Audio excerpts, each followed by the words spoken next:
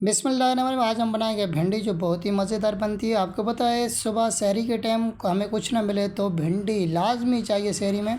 तो बिना time waste के चलते हैं रेसिपी की तरफ। सबसे पहले पैन लेंगे, उसमें डालेंगे ऑयल के बाद में डालेंगे एक चॉप किया हुआ प्याज। उसके बाद में डालेंगे अदरक, लहसुन और हरी मिर्च का पेस्ट।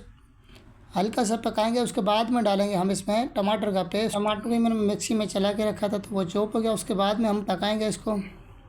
उसके बाद में डालना है हमें इसमें हस्बे ज़ायक़ा नमक, लाल मिर्च, हल्दी और आधा चम्मच डालेंगे इसमें धनिया का पाउडर।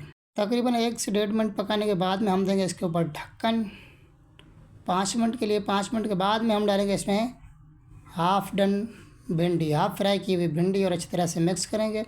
और दूसरा मैंने प्याज कटिंग की थी, उसके छिलके अलग अलग कर लिए, वो डाले। उसके बाद में हम देंगे ढक्कन तकरीबन 1 से 1.5 मिनट के लिए, क्योंकि 1-1.5 मिनट में हमारी जो प्याज है वो बिल्कुल नरम हो जाती है।